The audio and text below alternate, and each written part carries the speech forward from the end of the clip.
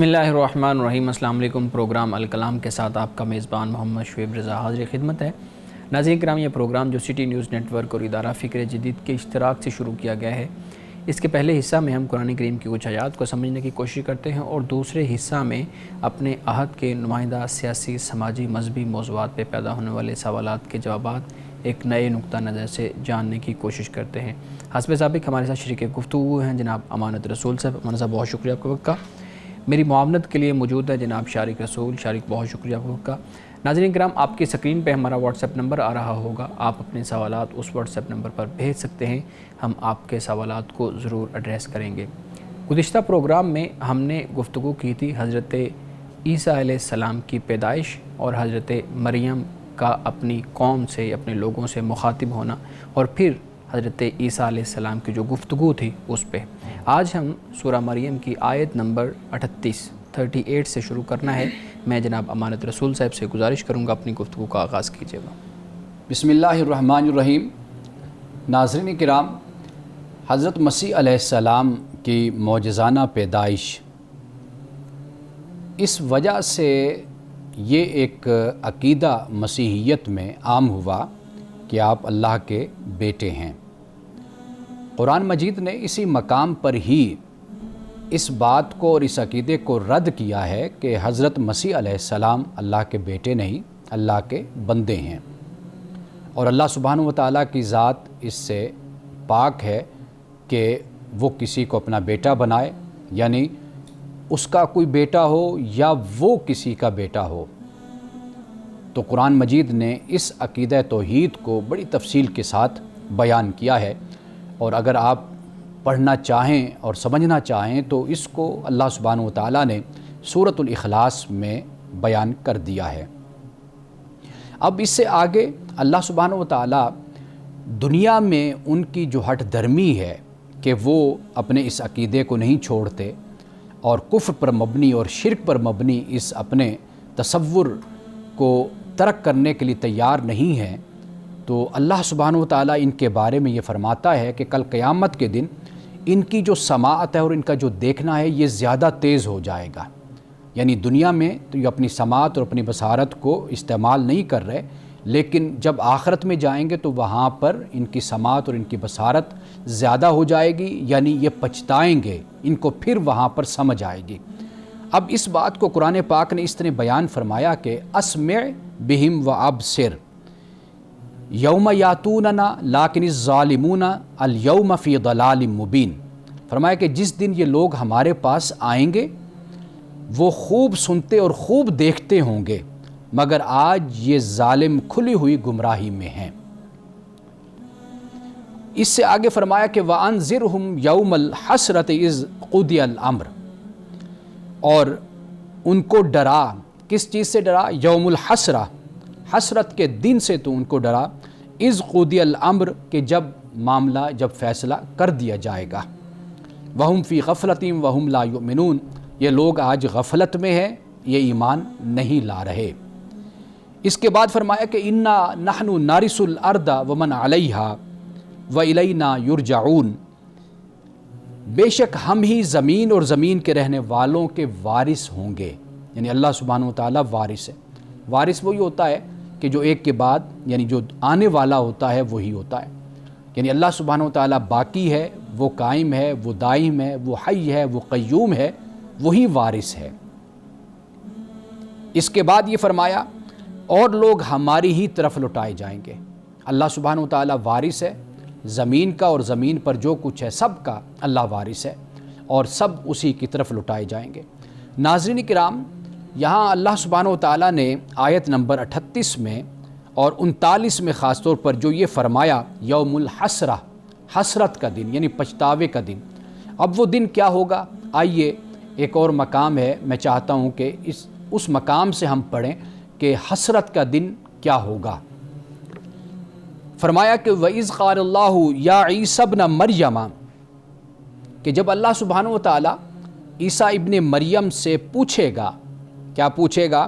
کہ اَأَنْتَ قُلْتَ لِلنَّاسِ اتَّخِذُونِي وَأُمِّيَ إِلَٰهَيْنِ مِن دُونِ اللَّهِ، کہ اے عیسیٰ ابن مریم، کیا تم نے لوگوں سے کہا تھا کہ مجھ کو اور میری ماں کو خدا کے سوا معبود بنا لو؟ کیا یہ تم نے کہا تھا کہ بھئی میں خدا کا بیٹا ہوں؟ اور حضرت مریم کے حوالے سے، اپنی والدہ کے حوالے سے، کیا یہ عقیدہ تم نے ان کو کہا تھا کہ یہ رکھو؟ تو حضرت مسیح علیہ السلام اللہ کی بارگاہ میں کیا عرض کریں گے؟ قال سبحانک، آپ فرمائیں گے کہ تیری ذات پاک ہے اللہ، ہر عیب سے پاک ہے، ہر نقص سے پاک ہے۔ ما یکون لی ان اقول ما لیس لی بحق، کہ میرا کام یہ نہیں تھا کہ میں وہ بات کہوں جس کا مجھے کوئی حق نہیں ہے۔ یعنی آپ نے جو مجھے تعلیم دی، جو حکم دیا، جو وحی کی، میں نے وہی لوگوں تک من و ان پہنچا دیا، اس سے ہٹ کر میں نے کوئی بات نہیں کی، اس لیے کہ وہ میرا فریضہ نبوت میں وہ بات ہی شامل نہیں ہے۔ تو اس لیے میں نے وہی بات لوگوں کو بتائی جو تو نے مجھے بتائی اور میری طرف بھیجی۔ اس کے بعد فرمایا کہ ان کنت قلت فقد علمتہ، اگر میں نے یہ کہا ہوگا تو اے اللہ تجھے معلوم ہے، تو جانتا ہے، تعلم ما فی نفسی، تو جانتا ہے جو میرے اندر ہے، ولا اعلم ما فی نفسک، اور میں نہیں جانتا جو تیرے جی میں ہے، میں یہ نہیں جانتا، یعنی تیرا مستقبل کا ارادہ، تیرا علم، میں اس پہنچ تک نہیں جا سکتا، اس مقام تک، لیکن تو میری ذات سے، میرے باطن سے، میرے دل میں چھپے خیالات سے، ہر چیز سے تو واقف ہے۔ اس کے بعد فرمایا انک انت علام الغیوب، اس لیے کہ بے شک تو غیبوں کو بہت اچھے طریقے سے جاننے والا ہے۔ ما قلت لهم الا ما امرتنی بہ، میں نے ان سے وہی بات کہی جس کا تو نے مجھے حکم دیا، اور وہ بات کیا ہے؟ ان اعبدوا اللہ، کہ اللہ کے بندے بن جاؤ، اللہ کی عبادت کرو، وہ اللہ کے ربی و ربکم، کہ جو میرا رب ہے اور تمہارا بھی رب ہے۔ وکنت علیہم شہیدا ما دمت فیہم، اور فرمایا کہ اور میں ان پر گواہ تھا جب تک میں ان میں رہا، یعنی میں نے جو ان تک تعلیم دی تھی وہ یہی کہ اللہ کی عبادت کرو، اللہ میرا اور تمہارا بھی رب ہے، تو میں اس پر گواہ ہوں کہ میں نے یہی ان تک میسج پہنچایا جب تک میں ان میں موجود رہا۔ فلما توفیتنی، اور جب تو نے مجھ کو وفات دے دی، کنت انت الرقیب علیہم، تو پھر اے اللہ تو ان پر نگران تھا، تو نگہبان ہے۔ وانت علی کل شیء شہید، اور تو ہر چیز پر گواہ ہے۔ اس کے بعد فرمایا کہ ان تعذبہم، اب دیکھیے پیغمبرانہ شان، مرتبہ اور مقام، حضرت مسیح علیہ السلام اللہ کی بارگاہ میں یہ گزارش کریں گے قیامت کے روز، ان تعذبہم فإنہم عبادک، اگر تو ان کو عذاب دے تو بے شک یہ تیرے بندے، وَإِن تغفر لَهُمْ، اور اگر تو ان کو معاف کر دے تو فَإِنَّكَ أَنْتَ الْعَزِيزُ الْحَكِيمُ، کہ بے شک تو غالب حکمت والا ہے۔ یعنی یہ وہ آیت ہے کہ جہاں سے ہمیں معلوم یہ ہوتا ہے کہ یہ یوم الحسرت ہوگی، حسرت کا دن ان لوگوں کے لیے ہوگا کہ جو دنیا میں حضرت مسیح علیہ السلام کی شان میں غلو کرتے تھے، حضرت مریم کی شان میں غلو کرتے تھے، تو یہ قیامت کا دن ان کے لیے حسرت کا دن اس لیے بن جائے گا کہ جب اللہ سبحانہ وتعالی حضرت مسیح علیہ السلام سے مکالمہ کرے گا، گفتگو فرمائے گا، تو حضرت مسیح علیہ السلام اللہ کی بارگاہ میں عرض کریں گے مولا انہوں نے جو کچھ دنیا میں کیا تھا جب تک میں زندہ تھا، تو یہ وہی تعلیم انہوں نے اختیار کی اور میں نے ان کو پہنچائی تھی جو تو نے مجھ کو عطا کی تھی، اس کے بعد پھر کیا ہوا یہ تو جانتا ہے اور تو ان پر نگہبان و نگران ہے۔ مولانا صاحب بہت شکریہ۔ آپ بات کر رہے تھے کہ حضرت عیسیٰ علیہ السلام سے کل سوال ہوگا کہ ان تک کیا پیغام پہنچایا، تو وہ سارا پس منظر آپ بیان کر رہے تھے۔ اچھا مولانا صاحب، یوم الحسرہ کی جو آپ نے بات کی ہے، ہم دیکھتے ہیں کہ مسلمانوں کے اندر بھی، ہمارے اسلام کے جو مختلف گروپس ہیں اس کے اندر بھی جو یوم الحسرہ ہے یعنی قیامت کا دن ہے، اس میں کچھ عقائد کی بنیاد پہ کچھ بنیادی اختلافات ہیں یا نقطہ نظر ہیں، میں چاہوں گا آپ اس پہ بات کیجیے گا۔ جیسے وقت ہے قیامت کا، اس کی نشانیاں ہیں، اس کے مراحل ہیں، پھر عذاب قبر ہے، پھر شفاعت کا معاملہ ہے، ان ساری چیزوں کو جب دیکھا جاتا ہے تو ہمارے ہاں ایک اختلاف پیدا ہو جاتا ہے، پایا جاتا ہے۔ اب اسی اختلاف کی بنیاد پہ بہت سے لوگ پھر اس کانسیپٹ کو غلط ملت کر جاتے ہیں۔ آپ بتائیے گا اس اختلاف کی بنیاد کیا ہے، یہ اختلاف ہے بھی یا نہیں ہے؟ سب سے پہلی بات وہ یہ ہے کہ جو آپ نے اختلافات کا ذکر کیا اور جن مسائل کا ذکر کیا، ان کا اکثر کا تعلق متشابہات سے بن جاتا ہے۔ ٹھیک، ایک تو یہ بات ہے۔ دوسری بات یہ ہے کہ اس میں پھر کیفیات پر اختلاف ہو جاتا ہے۔ جی جی بالکل، یعنی جیسے باس بعد الموت کا معاملہ، یعنی جسے ہم کہتے ہیں عالم برزخ، جس کو بیان کیا جاتا ہے، اس کے علاوہ دیگر جو قیامت کی نشانیاں اور یہ جو معاملات ہیں، اللہ سبحانہ و تعالیٰ نے قیامت کا جو مقرر وقت ہے وہ کسی کو بھی نہیں بتایا، وہ خدا کے علم ہے، علم الساعہ، ٹھیک، بے شک جو قیامت کا علم ہے وہ خدا کے پاس ہے۔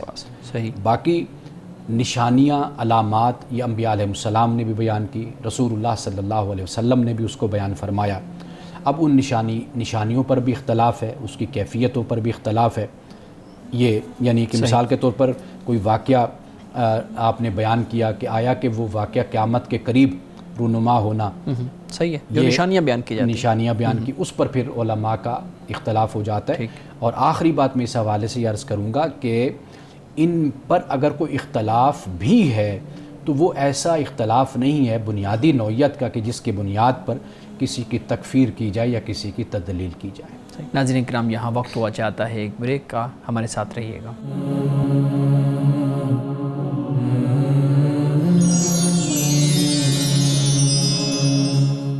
ویلکم بیک ناظرین، ہمارے ساتھ بات ہو رہی تھی یوم الحسرہ، اس کے اوپر قیامت کی نشانیاں، مراحل، ان چیزوں کے اوپر۔ ایک بنیادی طور پہ ایک چیز میں پوچھنا چاہوں گا، ساعت، قیامت، وہ گھڑی، کتنا یقین اور کتنا عقیدہ ایک انسان کا ہونا چاہیے؟ ہم دیکھتے ہیں ان ساری چیزوں کے اندر اختلاف ہے، تو ایک مسلمان کا کتنا عقیدہ قیامت پہ ہونا چاہیے کہ ہم یہ مان لیں کہ اب اس کا یوم آخرت پہ یقین ہو گیا ہے؟ دیکھیے، اجمالی طور پر جو ماننا ہے وہ ماننا چاہیے، تفصیل میں اختلاف بھی ہوتا ہے، جیسے میں نے پہلے اس پر وقفے پہ جانے سے پہلے بات کی ہے۔ تو اجمال یہی ہے کہ اللہ سبحانہ و تعالیٰ نے فرمایا قرآن مجید میں آخرت، ساعت، قیامت یہ واقع ہوگی اور انسان نے اٹھنا ہے اور اللہ کی بارگاہ میں حاضر ہو کر اپنے اعمال کا جواب دینا ہے۔ شارق، آپ بھی کوئی سوال کرنا چاہ رہے تھے، پلیز۔ جی، آپ نے اپنی گفتگو کی شروعات میں فرمایا کہ حضرت عیسیٰ کو معجزاتی طور پر پیدا کیا گیا، تو میرے ذہن میں ایک سوال آیا کہ آج کے دور میں معجزات کیوں نہیں دیکھنے کو ملتے؟ ایک کیوریوسٹی سی ہوتی ہے کہ میں اس دور میں کیوں نہیں پیدا ہوا جہاں پر معجزات دیکھنے کو ملیں، تاکہ اس پر ایمان بھی اور مضبوط ہو سکے۔ دیکھیے، پہلی بات تو یہ کہ معجزات کا تعلق تو انبیاء علیہ السلام کے ساتھ ہے، جی، رسول کے ساتھ۔ جیسے ہم بحمد اللہ تعالیٰ اتنا ہم نے قرآن مجید کا مطالعہ کیا، آپ نے دیکھا کہ اس میں حضرت موسیٰ علیہ السلام کو معجزے دیے گئے، حضرت سلیمان علیہ السلام کو معجزے عطا کیے گئے، حضرت داود کو دیے گئے، حضرت مسیح علیہ السلام کا ہم نے ذکر کیا، آپ کو معجزے دیے گئے۔ تو ایک تو معجزوں کا تعلق پیغمبروں کے ساتھ ہے۔ اچھا، پھر یہ بھی یاد رکھیے کہ پیغمبر کبھی بھی معجزات کو دکھانے کے لیے ہر وقت تیار نہیں ہوتے تھے، اور پیغمبر معجزہ دکھا بھی نہیں سکتا تھا۔ یہ اللہ سبحانہ و تعالیٰ ہی کی طرف سے ان کو یہ صلاحیت، یہ قوت دی جاتی تھی، موقع با موقع، کسی وقت میں کسی موقع پر وہ قوت اور صلاحیت خدا کی طرف سے ودیت ہوتی تھی۔ ایسا نہیں تھا کہ پیغمبر کے اندر وہ چیز اور پیغمبر اس کو فوری طور پر دکھا دیں، یعنی ایسا نہیں ہے کہ ان کے ہر عمل سے وہ چیز آئے، ہر بات اور ہر موقع پر وہ جب چاہیں، جس وقت چاہیں وہ ظاہر کر دیں، وہ بھی اللہ کی طرف سے حکمت کے تحت ہوتا تھا۔ یعنی اللہ نے اختیار دیا تھا صرف، یعنی کہ اللہ سبحانہ و تعالیٰ ان کو جب جس موقع پر ضرورت ہوتی تو اس موقع پر وہ معجزہ، اس کا اظہار وہ کر سکتے تھے۔ ٹھیک ہے۔ ایک تو رسول اور انبیاء کے ساتھ اس کا تعلق بن جاتا ہے۔ آج کے دور میں اگر آپ دیکھیں گے نا تو آپ کو بہت سے معجزے رونما ہوتے ہوئے نظر آئیں گے۔ میں تو اکثر طور پر یہ کہتا ہوں کہ ہم خود اپنے وجود کو دیکھ لیں تو ہم خود خدا کا ایک بہت بڑا معجزہ اور بہت بڑی قدرت ہے، بے شک، کہ ہم بول رہے ہیں، بات کر رہے ہیں۔ گوشت پوست کا انسان ہے، وہ بولتا ہے، بات کرتا ہے، دوسرا اس کی بات کو سمجھ رہا ہے، اس کا رسپانس دے رہا ہے۔ انسان کا سننا، انسان کا دیکھنا، اس کا چلنا پھرنا۔ اصل معاملہ یہ ہے کہ جو چیز ہماری زندگی میں عادت ہو جاتی ہے نا، معمول، اس کو شاید ہم یہ سمجھتے ہیں کہ یہ معجزہ ہی نہیں ہے۔ حقیقت یہ ہے کہ جو کچھ بھی ہماری زندگی میں چل رہا ہے معمول کے مطابق، یہ بھی خدا کا بہت بڑا معجزہ ہے یہ، یعنی ہم اگر اس پر غور کر کے دیکھیں۔ اچھا، دوسری بات یہ ہے کہ اگر ہم ذرا اس پر غور کریں، ہماری زندگی میں بڑے معجزات ہوتے رہتے ہیں۔ ہم ایسے لوگوں کو دیکھتے ہیں کہ جو بڑے بڑے حادثات سے بچ جاتے ہیں، بڑے بڑے لوگوں کو ہم نے دیکھا کہ جو بڑی مہلک بیماریوں کا شکار ہو کر دعاؤں سے، التجاؤں سے، گریہ وزاری سے خدا کی بارگاہ میں کرنے سے وہ اس بیماری سے باہر نکل آتے ہیں۔ یہ سارے معجزے ہوتے ہیں۔ ہمارے ذہن میں جو معجزوں کا تصور ہوتا ہے نا، وہ یہ ہوتا ہے کہ جیسے کوئی نعوذ باللہ جیسے کوئی ہمارے سامنے بیٹھ کر کوئی ہمیں چیز غائب کر کے دکھا دے، کوئی چیز ہمارے سامنے لا کر دکھا دے، یا اس طرح کا کچھ اور ہمارے سامنے مظاہرہ کر دے، ہم کہیں ہاں پھر یہ معجزہ ہے. تو ایسی صورت تو نہیں ہے، لیکن اللہ سبحانہ و تعالیٰ مالک الملک ہے، وہ ان اللہ علی کل شیء قدیر ہے، وہ جب چاہے وہ عادت سے ہٹ کر بھی جو دکھانا چاہے وہ آج بھی دکھا سکتا ہے. بالکل ٹھیک ہے. اچھا مولانا صاحب، یہاں پہ ان آیات سے جو 38 نمبر آیت بیان کی، اس سے پہلے ایک دو چیزیں تھیں وہ میں آپ سے پوچھنا چاہوں گا. جو دو گروہوں کے اندر اختلاف ہوا، یہ قرآن بیان کرتا ہے کہ پھر دو گروہوں نے اس پہ اختلاف کیا. اچھا، ہم دیکھتے ہیں کہ گروپس بننا، گروہ بننا، فرقے بننا کسی بھی مذہب میں ہم دیکھتے ہیں کہ بہت زیادہ ہوتا ہے. ہم عیسائیت میں دیکھ لیں، ایون اسلام میں دیکھ لیں تو یہ چیزیں ہمیں نظر آتی ہیں. سوال بنیادی طور پہ میرا یہ ہے کہ کیا فرقے کا، گروپس کا، گروہوں کا وجود میں آنا ایک فطری چیز ہے؟ اور اگر فطری چیز ہے تو پھر اس میں مسئلہ کیا ہے؟ پھر اس کے اوپر اتنا واویلا کیوں ہوتا ہے؟ دیکھیے، پہلی بات تو یہ ہے، سوال آپ کا بڑا اچھا ہے اور دلچسپ سوال ہے آپ کا، کہ پہلی بات ہے اختلاف. ٹھیک ہے، اس کی کوئی ممانعت نہیں ہے، بلکہ اس کو حوصلہ افزائی اس کی گئی ہے کہ آپ اختلاف کرتے ہیں، اختلاف کرنا چاہیے. اللہ تعالیٰ نے اس کائنات میں جو تنوع رکھا ہے اور جو رنگینی رکھی ہے، آپ دیکھیے، یہی در حقیقت اختلاف ہی کو جنم دیتی ہے اور اختلاف نظر آتا ہے ہمیں. آپ کسی باغ میں چلے جائیے تو وہاں پر جو تنوع آپ کو اور اختلاف نظر آتا ہے، وہ خوبصورتی، وہ حسن و جمال ہوتا ہے. اسی طرح اللہ تعالیٰ نے ہر انسان کو عقل کی دولت عطا کی ہے. انسان سوچتا ہے، غور و فکر کرتا ہے، اختلاف کرتا ہے. ہمارے علماء میں، فقہاء میں اختلاف ہے، مختلف مسائل میں اختلاف ہے، اس میں کوئی بھی پابندی نہیں ہے اور وہ اس کی حوصلہ افزائی کی جاتی ہے. اصل معاملہ یہ ہوتا ہے کہ جب یہ اختلاف آگے بڑھ کر ایک گروہی شکل اختیار کرتا ہے، ایک فرقے کی شکل اختیار کرتا ہے، کہ جس کے بنیاد پر یہ پھر فیصلہ کر لیا جاتا ہے کہ میں در حقیقت جو دین کی تشریح کرتا ہوں، جو دین کی فکر میں پیش کرتا ہوں، جو تعبیر میں پیش کر رہا ہوں، یہی درست ہے، یہی صحیح ہے، اور اس کے علاوہ جو کچھ بھی ہے وہ سب کچھ غلط ہے. یعنی ایک عالم جو بات کہہ رہا ہے، اس کے ماننے والے کہتے ہیں کہ یہی بات بس درست ہے، باقی اس کے علاوہ جو مقابل لوگ ہیں وہ بالکل غلط ہیں اور وہ جھوٹ پر مبنی ہیں، وہ گمراہی اور کفر پر مبنی ہیں. جب یہاں تک نوبت پہنچ جاتی ہے نا، تو اس سے پھر یہ فرقے پیدا ہوتے ہیں. لیکن یہ بات یاد رکھیے کہ قرآن مجید نے جو بیان کیا، فاختلف الاحزاب من بینہم، یہ در حقیقت جو حضرت مسیح علیہ السلام کے زمانے میں اور پھر بعد میں جو اختلافات پیدا ہوئے، یعنی قوم یہود اور نصارہ، حضرت مسیح علیہ السلام کے پیروکاروں میں اختلاف ہوا، پھر خود قوم یہود کے اپنے جو فرقے بن گئے، اور پھر اسی طریقے سے حضرت مسیح علیہ السلام کے درمیان جو فرقے بن گئے، کہ جو ماننے والوں میں جو فرقے بن گئے، قرآن مجید نے در حقیقت ان کی طرف اشارہ کیا کہ جب قرآن اتر گیا ہے، اب یہ کتاب ہدایت ہے، آیات بینات ہیں، اب اپنے ان اختلافات کو اور اپنے ان بغیم بینہم کو چھوڑ کر، اس سرکشی کو چھوڑ کر، اب تم اس کتاب کی طرف آ جاؤ کہ یہ کتاب جو بیان کر رہی ہے، یہ گزشتہ الہامی کتب میں جو کچھ بیان کیا گیا اس کو ریفائن کر کے اور ان کو بالکل حقیقت کے ساتھ من و عن جو وہ ہیں احکام، ان کو اب یہ کتاب بیان کر رہی ہے، اب اس طرف تم آ جاؤ.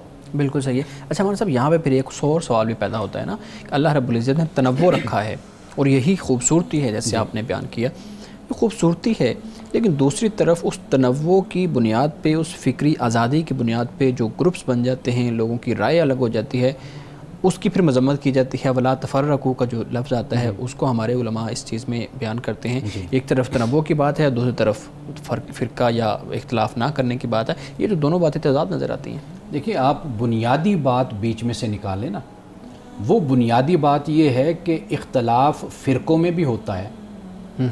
فرقے اختلاف کی بنیاد پر بنتے ہیں نا. ٹھیک ہے، بالکل. اختلاف تو اپنی جگہ پر موجود ہے نا، لیکن ان اختلافات کو پھر آگے اپنے مفادات کے لیے استعمال کرنا، شخصیت پرستی کے لیے استعمال کرنا، اپنے سیاسی مفادات کے لیے استعمال کرنا، اپنی گروہ بندی کرنا، فرقہ واریت کرنا، اپنی ایک علیحدہ جماعت بنا کر پھر اس کو آگے لے کر چلنا اور اس کو نافذ کرنا، یا یہ خیال کرنا کہ بس ہم ہی جو کہہ رہے ہیں یہی دین کی اصل جو دین کی انٹرپریٹیشن ہے، در حقیقت یہی ہے، اس کے علاوہ باقی کچھ نہیں ہے. یہ جو نقطہ نظر انتہا پسندی کی طرف پھر لے کر جاتے ہیں، در حقیقت اس سے یہ سارے فساد جنم لیتے ہیں. اس کی ممانعت پھر کی گئی ہے. नाज़रीन किराम बाक़िया सवाल लेते हैं एक ब्रेक के बाद, हमारे साथ रहिएगा।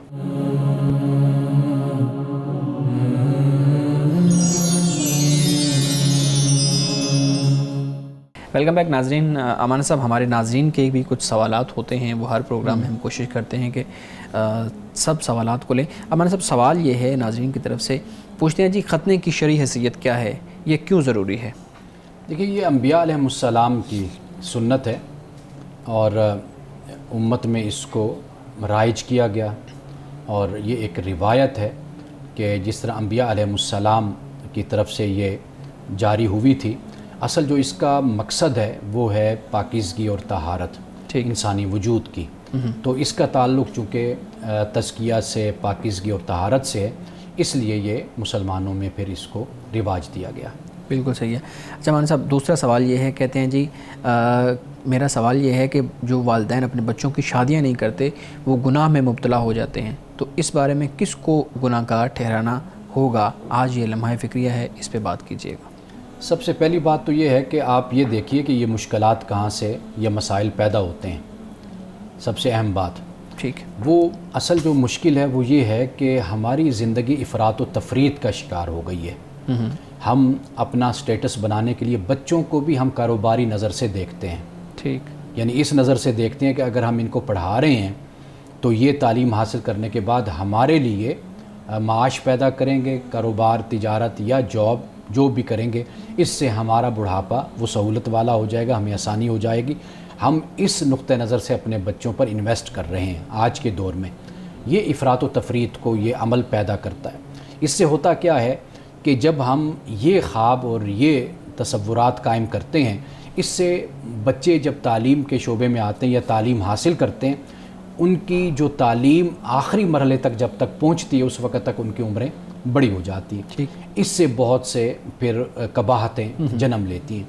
मैं हमेशा एक बात कहा करता हूँ कि अगर वालिदैन ये हिम्मत रखते हैं, ताकत रखते हैं, तो तालीम जब बच्चों के इख्तिताम के करीब होती है, उन्हीं सालों में, उसी अरसे में अगर वो अपने बच्चों की शादी कर दें, अगर वो कफ़ालत कर सकते हैं अच्छे तरीके से, तो सबसे बेहतर तरीका यही होता है कि कफ़ालत के साथ साथ बच्चों की शादी हो जाए और फिर बच्चे उसके बाद बरसरे रोज़गार हो जाते हैं। तो इस तरह बच्चों की जो तवज्जो होती है वो उनकी फिर मुनक़सिम नहीं होती, वो अपने यानी अपने घर पर फिर कायम रहती है। एक तो ये बात हो गई।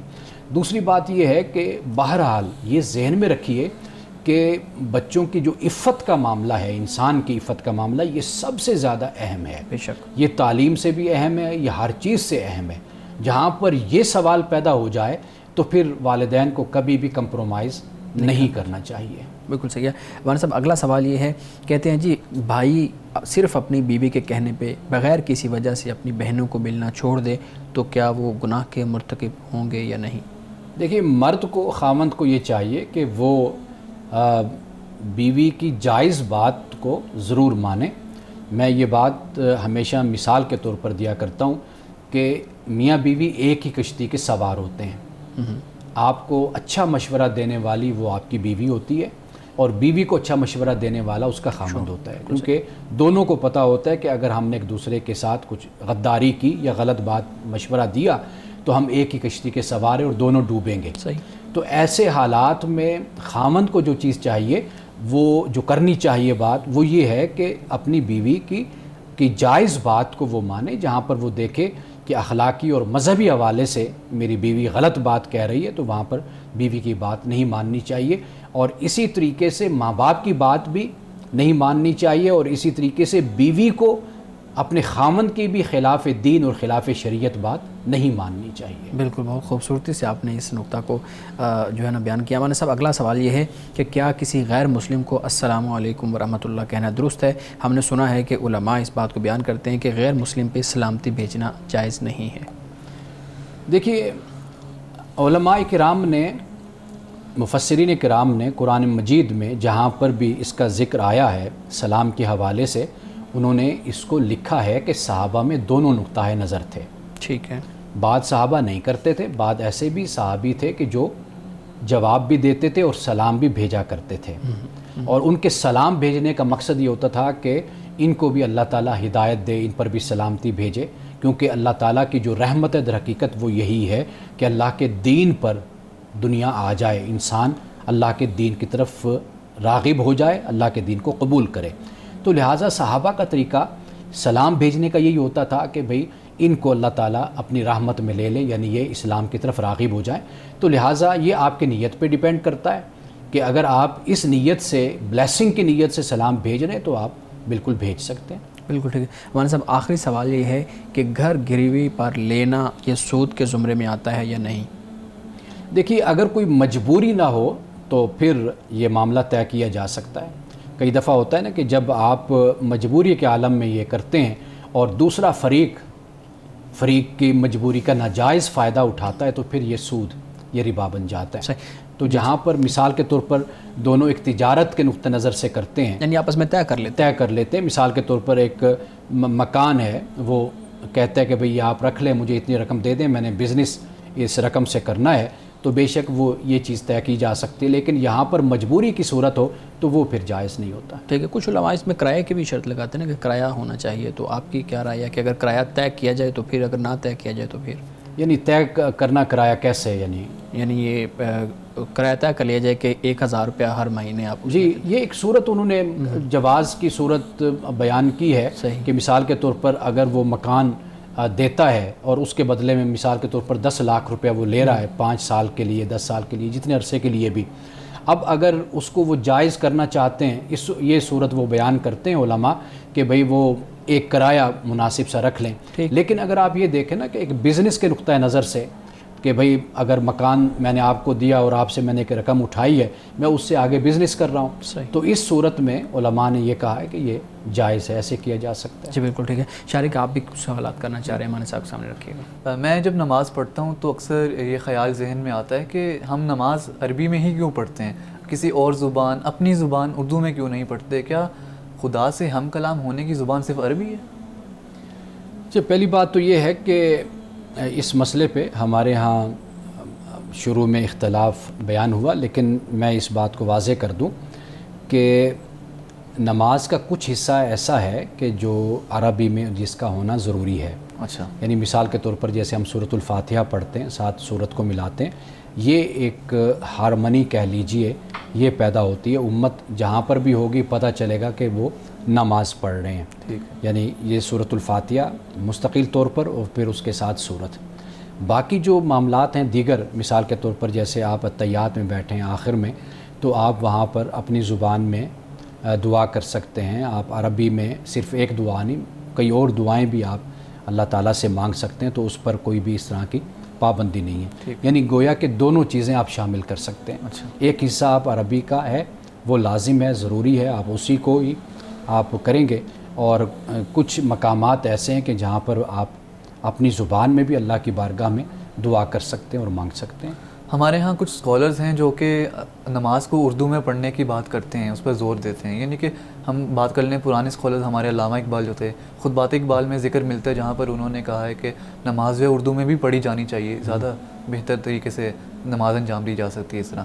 تو ہمیں جو ان باتوں کو، ان کی اوتھینٹسٹی کیا ہے، ویلڈ ہیں یہ باتیں، ان کو ہمیں سمجھنا چاہیے اس کے ڈیٹیل میں۔ دیکھیے علامہ اقبال رحمۃ اللہ تعالیٰ علیہ آپ فقیہ نہیں تھے، یعنی آپ نے ان مسائل کو ایک سائل کے طور پر آپ نے علماء کے سامنے رکھا، پیش کیا ان مسائل کو، اور انہوں نے اصل جو یہ بات بیان کی تو اس کا پس منظر یہ تھا کہ وہ دکھانا یہ چاہتے ہیں، بتانا یہ چاہتے ہیں کہ امت کے علماء فقہاء نے ان مسائل پر گفتگو کی ہے۔ یعنی انجماد جسے ہم کہتے ہیں نا کہ ایک صورتحال ایسی معاشرے میں نہیں تھی، مسلم معاشرے میں، کہ فقہی مسائل پر اور ایسے مسائل پر علماء میں گفتگو نہ ہوتی ہو۔ علماء نے اپنے اپنے وقت پر ان پہ گفتگو کی۔ حضرت امام صاحب رحمۃ اللہ علیہ سے منسوب یہ بات بیان کی جاتی ہے کہ انہوں نے کہا کہ بھی فارسی میں بھی نماز پڑھی جا سکتی ہے۔ تو لیکن یہ ہے کہ یہ میں نے آپ کو بتا دیا کہ جیسے چند مقام ایسے ہیں کہ جہاں پر ہم عربی ہی کو ادا کریں گے، لیکن کچھ مقام ایسے ہیں کہ جہاں پر ہم اپنی زبان میں بھی، بے شک اردو ہے، فارسی ہے، کوئی بھی زبان ہے، آپ اس میں اللہ تعالیٰ سے مناجات کر سکتے ہیں، اللہ تعالیٰ سے دعا کر سکتے ہیں۔ ناظرین کرام، یہاں وقت ہوا چاہتا ہے ایک بریک کا، ہمارے ساتھ رہیے گا۔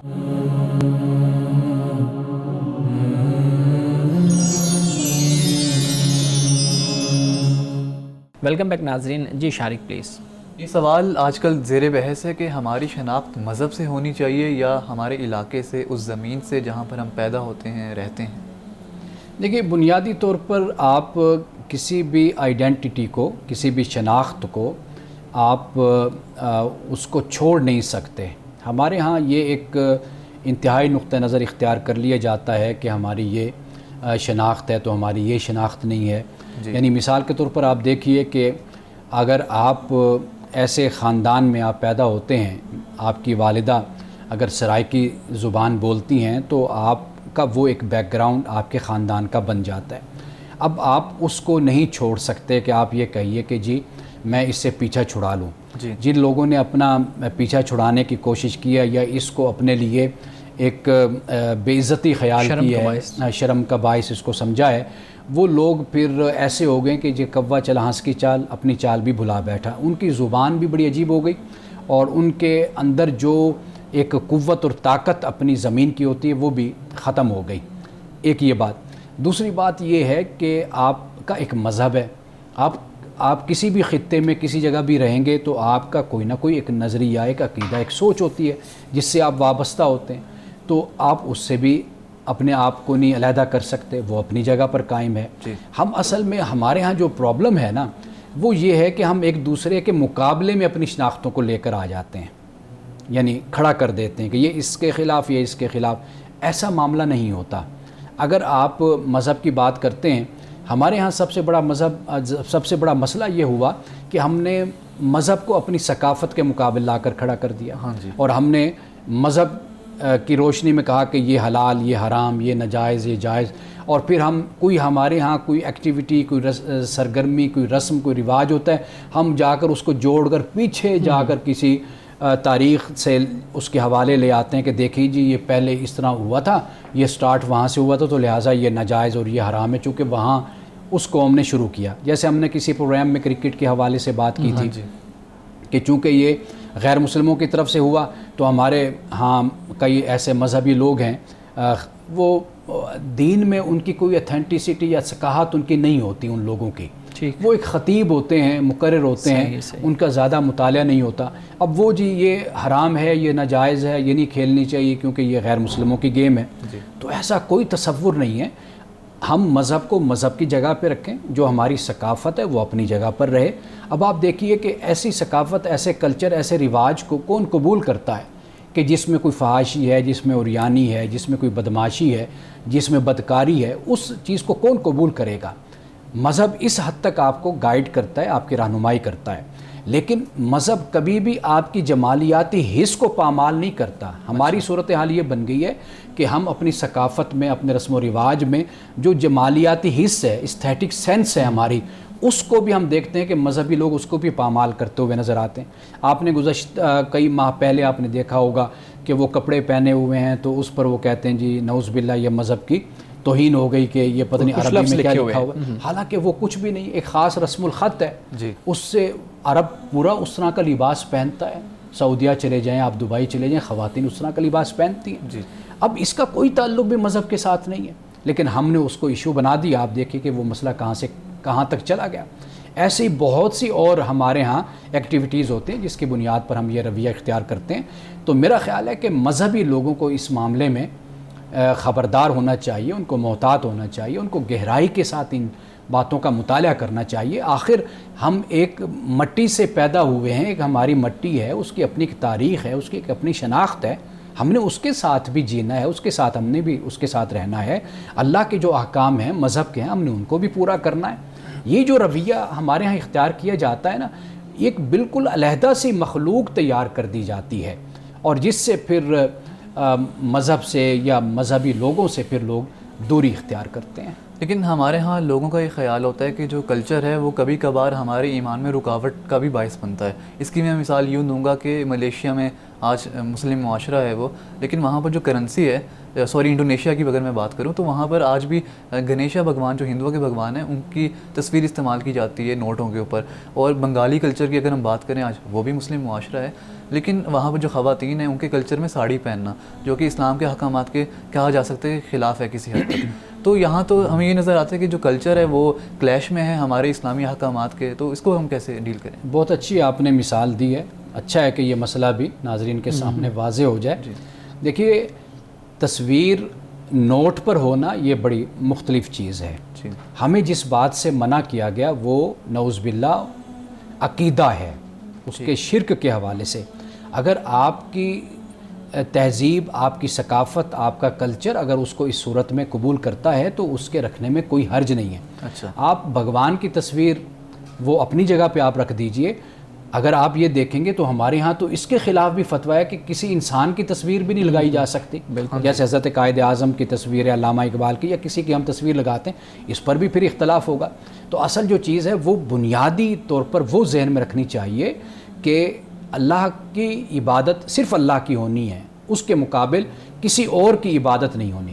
یہ آپ کا اپنا ایک کلچر ہے، آپ کی اپنی ثقافت ہے کہ اس کے مطابق آپ اس بات کو قبول کرتے ہیں، اور آپ کے یہاں اس کو قباحت نہیں محسوس کی جاتی کہ آپ وہ تصویر اپنے نوٹ پر لگا لیتے ہیں۔ ایک بات۔ دوسری بات یہ ہے کہ جو آپ نے ساڑی کی مثال دی، اب اس معاملے میں اگر جو لباس ہے اگر اس کو ساڑی بھی استعمال کی جائے، اور اس ساڑی کو اگر جو اسلام جس طرح کہتا ہے کہ عورت کا ستر کا جو معاملہ ہے، اگر وہ اس کو بھی اختیار کرے تو اس پر بھی کوئی اعتراض کی بات نہیں ہے۔ مقصد تو صرف ستر چھپانا ہے۔ پیغمبروں پر ایمان ہمارے ایمان کا حصہ ہے، لیکن قرآن میں 25 یا 27 انبیاء کا ذکر ہے، اور ہمارا ماننا ہے کہ 1,24,000 پیغمبر اللہ تعالیٰ نے بھیجے۔ تو ہمارے ایمان کے لیے کیا ضروری ہے، ہم کتنے پیغمبروں پر یقین رکھیں؟ دیکھیے، ہمیں صرف اس بات پر یقین رکھنا ہے کہ اللہ سبحانہ و تعالیٰ نے جتنے بھی پیغمبر اتارے، چاہے وہ 1,24,000 ہیں کم و بیش یا اس سے بھی زیادہ ہیں، ہمیں بس یہ ماننا ہے کہ اللہ نے جو بھی پیغمبر اتارے ان پر ہمارا ایمان ہے، بس یہ لازم ہے۔ یعنی جسے ہم کہتے ہیں کہ اجمالی طور پر آپ کا میرا ہم سب کا ماننا لازم اور ضروری ہے۔ یعنی مثال کے طور پر ہم کہتے ہیں کہ ہم کتابوں پر ایمان رکھتے ہیں، اب وہ تورات ہے، انجیل ہے، زبور ہے، وہ ہمیں معلوم ہے۔ اب بہت سی کتابیں یا صحائف ایسے ہیں کہ جو ہم نہیں جانتے۔ صحف ابراہیم و موسیٰ قرآن کے الفاظ ہیں کہ ابراہیم کے صحف، موسیٰ کے صحف، اور اس کے علاوہ دیگر انبیاء کے۔ تو ہم اجمالی طور پر ایمان رکھتے ہیں کہ جو بھی کتابیں اللہ نے نازل کی ہیں اور جو پیغمبر اللہ نے بھیجے، ہم سب پر ایمان رکھتے ہیں۔ امن صاحب، آج کی حدیث مبارکہ بیان کیجیے گا۔ حضرت عبداللہ ابن عمر رضی اللہ تعالیٰ عنہ سے روایت ہے، اور یہ حدیث امام بخاری نے بخاری شریف میں نقل کی ہے، اور اس کا نمبر ہے 912۔ رسول اللہ صلی اللہ علیہ وسلم نے فرمایا، جو شخص تکبر سے اپنے کپڑوں کو لٹکا کر چلے، قیامت کے دن اللہ تعالیٰ اسے رحمت کی نظر سے نہیں دیکھے گا۔ حضرت ابوبکر صدیق رضی اللہ تعالیٰ عنہ نے پھر عرض کیا کہ عرض کی یا رسول اللہ صلی اللہ علیہ وسلم کہ میرے کپڑے بھی یعنی کبھی ایسے ہو جاتا ہے کہ خود بخود جو کونے ہیں وہ لٹک جاتے ہیں۔ تو آپ علیہ السلام نے فرمایا کہ بے شک تم تکبر نہیں کرتے، یعنی آپ نے یہ علت بیان کر دی۔ یعنی ایک شخص ہے کہ جس کے کپڑے اس لیے لٹکتے ہیں نیچے کہ وہ تکبر سے کرتا ہے کہ بھئی میرے پاس اتنا مال اور دولت ہے کہ میں بہت اچھے کپڑے سلوا سکتا ہوں، اور میرے کپڑے بڑے بھی ہیں اور اچھے بھی ہیں۔ تو وہ تکبر کی وجہ سے اگر ایسا کرتا ہے تو آپ علیہ السلام نے یہ فرمایا کہ اللہ تعالیٰ اس کو رحمت کی نظر سے نہیں دیکھے گا۔ ہاں، کسی اور وجہ سے کسی کے کپڑے زمین پر لٹکتے ہیں تو آپ نے یہاں پر اس بات کو بیان فرما دیا کہ وہ شخص ان لوگوں میں اس کا شمار نہیں ہوتا کہ جو تکبر کی وجہ سے اپنے کپڑوں کو لٹکاتے ہیں۔ ناظرین کرام، اس دعا کے ساتھ اپنے پروگرام کا اختتام کریں گے۔ اللہ رب العزت حسن کلام اور تاثیر کلام عطا فرمائے، ہماری زبان کے گروں کو کھول دے اور سننے والوں تک خیر کا پیغام پہنچے۔ اجازت دیجیے، خدا حافظ۔